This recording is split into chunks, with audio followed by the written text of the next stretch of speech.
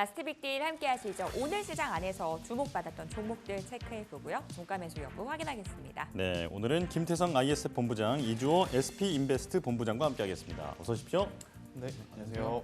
네, 종목 이야기 나눠보도록 하겠습니다. 자, 오늘의 첫 번째 종목은 딥노이드입니다. 두바이 진출 관련해서 또 호재가 있었죠. 오늘도 주가 강세 보이고 있는데요. 이 종목에 대한 두 분의 의견 바로 들어보겠습니다. 두 분 모두 종가 매수 의견 주셨거든요. 김태정 본부장님 의견 들어볼게요.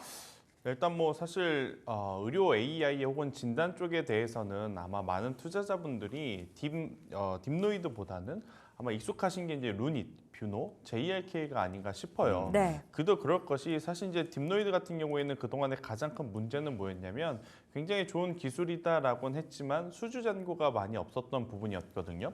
하지만 이제 올해 여름 들어오면서부터 이 체질이 굉장히 좀 빠르게 개선이 되고 있음을 우리가 좀 인지를 하셔야 될 것 같습니다. 계속해서 이 머신 비전 AI라고 하는 어떤 버전 자체가 신규 수주가 지금 지속이 되고 있어요. 그런데 이제 이게 우리나라 국내뿐 아니라 앞서 앵커님께서 이야기 주셨다시피 중동 쪽에서 오히려 지금 딥노이드를 찾는 기업들이 굉장히 많아지고 있다라고 좀 보시면 될 것 같습니다. 그래서 일단 이 중동 쪽에 또 IT 센터를 또 설립한다라는 이야기가 있고 또 이제 두바이 쪽에서는 정부 차원에서 또 지원을 해준다는 이야기가 있는 그러한 상황이기에 저는 만약에 의료 AI 플러스 이제 진단 쪽을 좀 보신다라고 하면 딥노이드도 굉장히 좋은 위치에서 우리가 한번 적극적으로 공략해 볼 수 있는 구간이 아닌가라는 생각이 들고 있고요.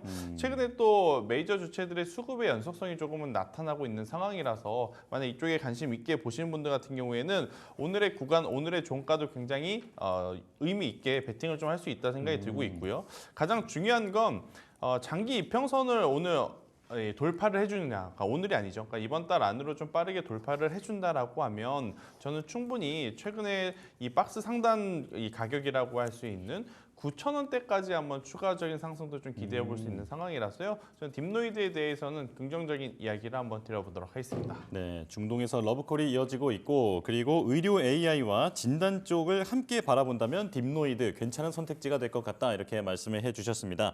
자, 그렇다면 다음 종목 풍산을 보겠습니다. 지금 한 주간 20%의 상승률을 보였는데 약간 뒤늦게 주목받고 있는 듯한 느낌이 있거든요. 최근에 구리 가격 때문인지 이 부분도 좀 궁금합니다. 자, 두 분의 의견 들어보겠습니다. 여기서 OX로 갈리네요. 네. 일단은 이주호 본부장님 의견부터 들어볼게요.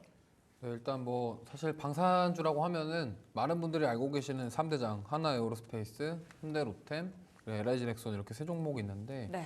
이제 그 외에 이제 최근에 4대장으로 불렸던 한국항공우주가 좀 잘 가고 있습니다만 근데 한국항공우주 같은 경우는 정말 박스권에서 너무나 길게 갇혀 있었던 흐름이 있었고 물론 이번에 돌파할 수도 있겠지만 저는 최근에 지정학적 리스크가 계속 부각되면서 이 포탄에 대한 가능성 이 부분에 있어서 저는 풍산이 이제 4대장 자리를 좀 채울 수 있지 않을까 좀 이렇게 생각을 하고 있거든요. 예. 네. 그러니까 뭐 풍산 같은 경우는 사실 레바논에 지금 박격 81mm 박격 포탄 추진에 대해서도 진행이 되고 있고 그다음에 뭐 소구경, 대구경 가릴 것 없이 탄약에 대한 부분들이 있기 때문에 이거에 대한 실전 모멘텀이 있고 그다음에 이제 구리 많이들 알고 계시는 구리와 관련 모멘텀도 있습니다. 그러다 보니까 지금 두 가지 모멘텀을 같이 가져가는 거고 구리 가격 같은 경우는 사실 이제 AI 데이터 센터부터 시작해서 이런 쪽이 자꾸 전력에 대한 이슈들이 부각되면서 그게 이제 전선 가격이라던가 이런 게 올라갈 수요가 늘어나게 되면은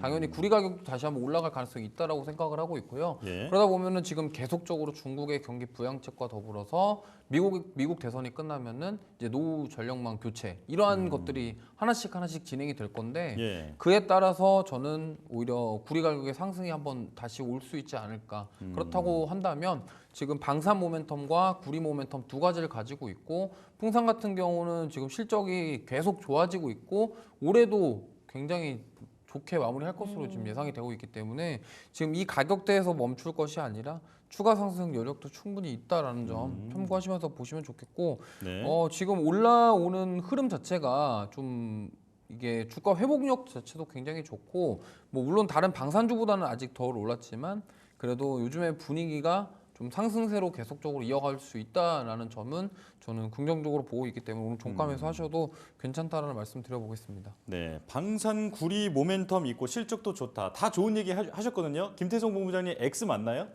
네, 일단 X 의견을 좀 드려보도록 예, 하겠고요. 사실 뭐 다들 이제 좋게 보고 있는 상황인데 제가 이제 X 의견을 지금 조심스럽게 드리는 이유는 최근에 아마 이제 방산주들에 대한 흐름에 대해서 이제는 투심이 조금은 갈릴 수 있는 시점에 왔다라는 생각이 들어요. 왜냐하면 여기저기서 지금 고점 논란에 대한 부담감, 여기에 또 미국의 우리나라 K방산 ETF가 또 상장한다라는 이야기가 좀 있다 보니까 그렇게 되면 수급에 조금 이제 분산이 일어날 가능성이 굉장히 높지 않나라는 생각이 들고 있거든요. 그래서 일단 풍산에 대해서 바라보는 시각은 저도 앞서 이주호 본부장님이 이야기한 대로 포탄 그리고 이제 구리 가격 상승에 대해서는 굉장히 긍정적이지만 여기서 이제 풍산을 우리가 좀 체크해봐야 될 부분은 재련 비용이 아닌가라는 재련 비용이 아닌가라는 생각이 듭니다. 일단 재련비 같은 경우에는 지금 중국에서 거의 이제 좌지우지하고 있는데 이쪽에 대한 재련비가 만약 올라가게 된다면 아무리 구리 가격이 올라간다 하더라도 그 사이에서 남아 있는 그런 영업이익을 우리가 온전히 보존할 수 있을까에 대한 저는 고민이 좀 되거든요. 그래서 일단 풍산 쪽 같은 경우에는 조금 더 가격적으로 눌림이 나올 때 저는 보시는 것이 오히려 이제 수익을 볼 수 있는 어떤 룸 자체를 좀 가져가는 것이 아닐까라는 의견을 한번 드려보도록 하겠습니다. 방산 쪽의 고점 이야기, 그로 인한 수급 분산 가능성 이야기해 주시면서 풍산에 대해서 X 의견 들어봤습니다. LG이노텍으로 넘어가 볼게요. 어닝 쇼크 기록했습니다. 증권사에서도 목표가 하향 리포트 나오고 있고요. 주가 굉장히 많이 밀립니다. 이 종목 어떻게 보고 계시는지 뷰 들어볼게요. 바로 확인하겠습니다. 역시 X 의견 주셨는데요. 김태성 본부장님 의견부터 들어볼게요. 네, 일단 뭐 지금은 고민할 필요 없이 기존에 가지고 계신 분들이 계시더라도 네. 일정 부분 빠르게 비중을 좀 축소를 하셔야 될 것 같다는 생각이 들어요.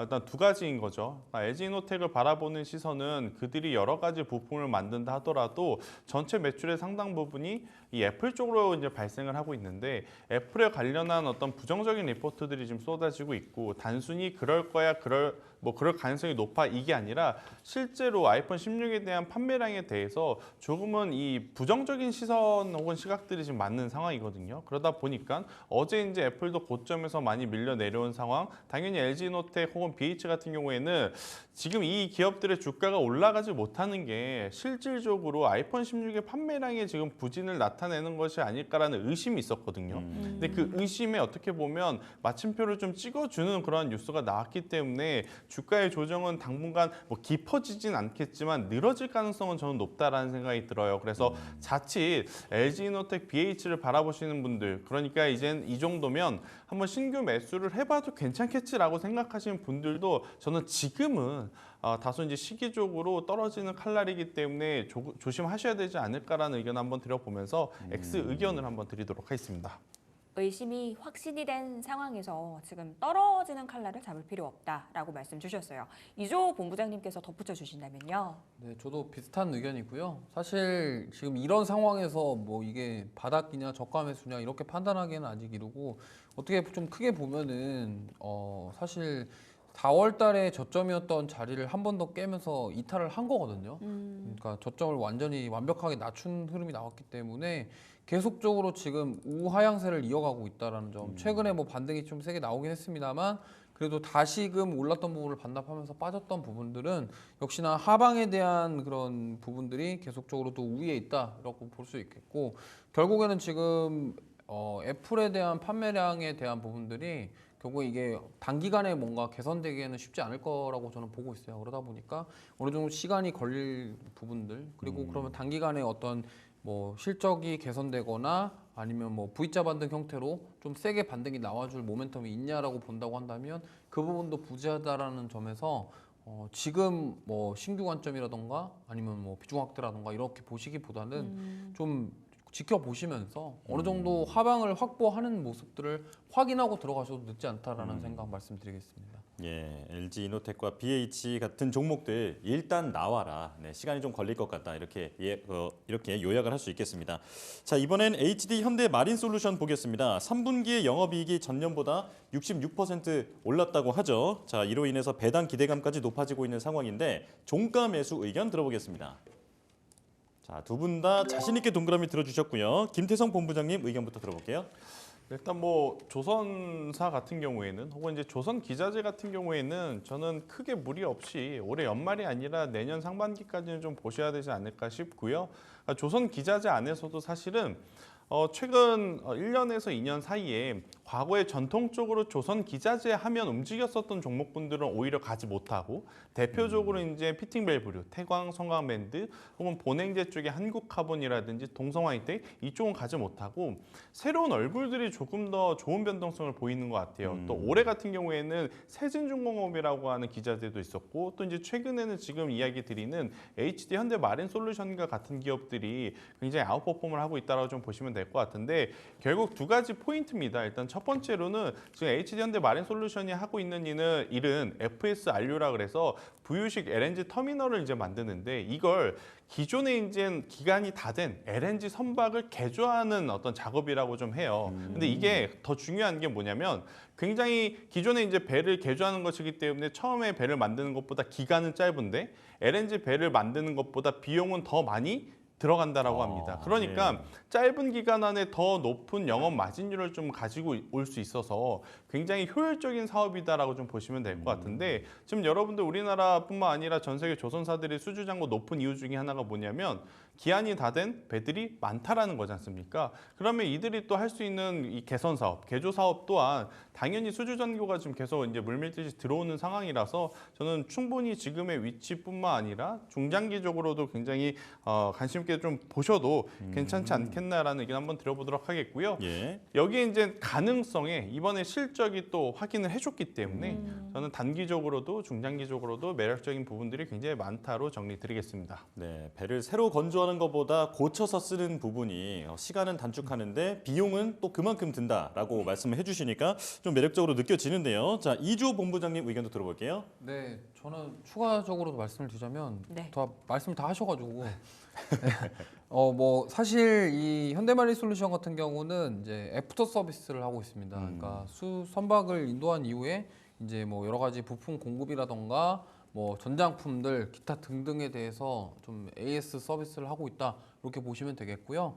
근데 아까 노후 선박 얘기가 나왔는데 지금 노후 선박들 중에 물론 선박을 교체를 하는 경우도 있겠지만 친환경 개조를 해야 되는 그런 상황에 처해 있는 경우도 있어요. 특히나 이제 국제 회사 기구 같은 데서 이러한 배에다가 좀 친환경에 대한 할 수 있는 부분들을 달자 뭐 이런 얘기들이 지금 법안으로 얘기가 나오고 있기 때문에 만약에 이 부분들이 좀 구체화된다고 한다면 지금 친환경 개조 쪽으로 저는 무게를 실어줘야 된다고 생각을 하고 있고 이쪽에 대한 성장성이 크다. 물론 지금 뭐 애프터 서비스를 하고 있는 부분들 당연히 실적이 좋고 좋지만 지금 앞으로 성장할 수 있는 모멘텀이 무엇이냐라고 봤을 때 저는 친환경 개조라고 생각하고 있고요. 대표적인 게 이제 탄소 중립으로 가는 과정 속에서 배기가스 탈항 장치 설치하는 거랑 그다음에 BWTS라고 해서 선박 평형수 관련 건인데 이 선박 평형수 관련해서는 사실 이런 겁니다. 이 배가 원래 이렇게 운항을 할 때 좀 짐을 실으면은 무게가 좀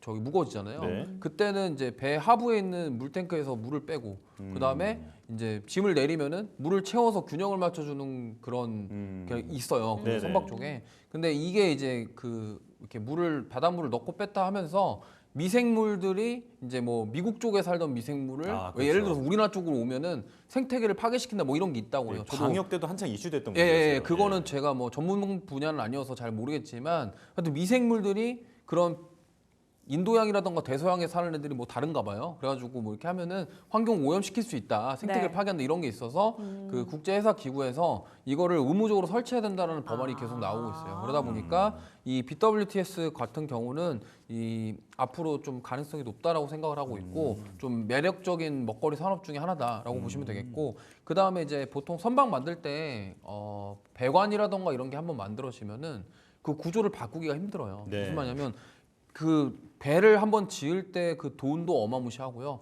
메인 배관이라던가 그런 배관들을 어떻게 보면은 처음에 설계를 원하는 대로 했는데 네. 만약에 선주나 선사 측에서 이거 바꿔줘 그러면 못 한단 말이에요. 그렇기 때문에 그거를 우회적으로 할 수 있는 게 뭐 소프트웨어라던가 거기 안에 있는 전장이라던가 이런 거 고쳐서 하는 방법이 있기 때문에 이 현대마린솔루션이 어쨌든 그런 부분들에 있어서 좀 수혜를 받을 가능성이 높고 뭐 또 HD 현대그룹 계열이다 보니까 네. 아무래도 거기서 신주들 발주한 것들, 수주한 것들에 대한 앞으로의 서비스 이런 것들은 높게 평가해 볼 수 있기 때문에 저는 긍정적으로 보고 있습니다.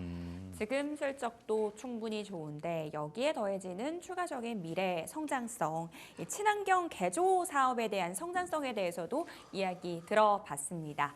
자, 바이오주 내에서 한 종목 또 보도록 하겠습니다. 전통제약사 대웅제약 이 종목 보도록 할 텐데요. 자, 이 종목에 대한 두 분의 의견 바로 들어보겠습니다. 이번에는 좀 엇갈렸는데요. 김태성 본부장님 의견 좀 들어볼게요. 네, 일단 뭐 대웅제약하면 과거에는 이제 팩수클르라고 해서 위식도 역류성 질환의 이제 제품이 가장 유명했고요. 최근에는 또 나보타라고 하는 피부 톡신 관련한 제품이 지금 가장 핫하다라고 좀 말씀드릴 수 있을 것 같은데, 바로 이 나보타가 지금 가장 중요한 게임 체인저가 될 수 있는 부분이다라고 좀 보시면 될 것 같아요. 전체 매출의 지금 90%가 나보타에서 발생을 하는데, 이 나보타가 어디에서 지금 팔리고 있느냐? 지금 북미 시장에서 팔리고 있습니다. 2023년도 기준으로 톡신 시장에서의 순위를 매겨보면 1위가 파마 리서치, 아니죠, 죄송합니다. 1위가 휴젤, 2위가 메디톡스, 3위가 대웅제약이었는데, 올해 이제 상반기 지나고 나서 북미 판매량을 계산을 해보니까 3위였던 대웅제약이 1위로 올라왔단 말이에요. 근데 여전히 휴젤과 메디톡스보다 지금 시가총액이 적다라는 것은 당연히 투자를 해볼 법한 저는 요인이 아닐까라는 생각이 들고 있고, 앞서 이야기 드렸던 이 팩스쿨러 같은 경우에는 종군당과 계약을 해서 같이 이제 공동 판매를 하는데, 다른 제품들 같은 경우에는 우리가 보통 약 먹을 때 식후 30분 이후에 드시라고 많이 권고를 하잖아요. 근데 네. 팩스쿨러 같은 경우에는 식사와 상관없이 지금 복용을 할 수 있다고 해서 많은 처방 환자 수들이 다시 이제 재처방하는 그 수가 높다라는 의견 한번 드려보면서, 저는 만약 제약바이오 쪽에서의 이제 히든 카드라고까지도 할 정도로 저는 대웅제약을 좀 좋게 보고 있어서요. 좀 관심 있게 보실 분들 같은 경우에는 단기적으로 보시지 마시고 네. 내년 이때쯤까지 좀 길게 좀 가져가 보셨으면 저는 좋겠다라는 의견 한번 드려보도록 하겠습니다. 예. 매출의 90%를 차지하는 나보타가 북미 시장에서 굉장히 잘 팔리고 있다라는 점 좀 중장기적으로도 끌고 가보자라고 전략 세워주셨습니다. 이조 본부장님 X 주셨던데요. 이유 들어볼게요. 네, 뭐 기업이 안 좋다 뭐 이런 게 아니라 네. 말씀하신 거 다 좋은데 지금 제약바이오 섹터들이 전반적으로 좀 많이 올라왔어요. 그러니까 좀 단기간에 좀 상승이 컸기 때문에 이거에 대한 피로도가 있다. 그렇다고 한다면 좀 섹터 전반적으로 수급이 이탈하면서 조정이 나오고 횡보하는 모습이 나올 수가 있기 때문에 저는 지금 물론 뭐 바이오 섹터가 나쁘진 않지만 당장 만약에 최근에 이제 계속적으로 SK하이닉스도 그렇고 지금 반도체 쪽에서 실적도 잘 나오고 뭔가 AI 쪽에 대한 기대감 이런 것들이 좀 작용이 돼서 만약에 수급이 개선된다고 그러면은 바이오 쪽에서 수급 이탈이 나올 가능성이 높다라고 생각을 하고 있기 때문에 오히려 지금 뭐 반도체라던가 2차 전지 쪽에 계속되는 좋은 얘기들이 나오고 있는 상황에서 지금 바이오 섹터가 여기서 한 번 더 갈 수 있는 뭔가가 있을까에 대한 부분이 약간 단기적으로는 글쎄요이기 때문에 좀 지금 당장에 하시기보다는 조금 추이를 좀 지켜보시면서 바이오 쪽에 수급이 또 계속 들어오는지 보시고서 결정하셔도 늦지 않다라는 측면에서 X를 드렸습니다. 네. 네. 이 종목의 이 내용에 부정을 하는 것이 아니라 최근 반도체와 2차 전지 쪽에 호재가 계속해서 좀 들려오고 있기 때문에 바이오 쪽에 단기적인 수급 이탈 가능성 점쳐 주시면서 X 의견 주셨습니다. 두 분의 의견 좀 엇갈렸다라는 점 다시 한번 체크해 보시기 바랄게요. 자, 저희는 마감 시보 듣고 돌아오겠습니다.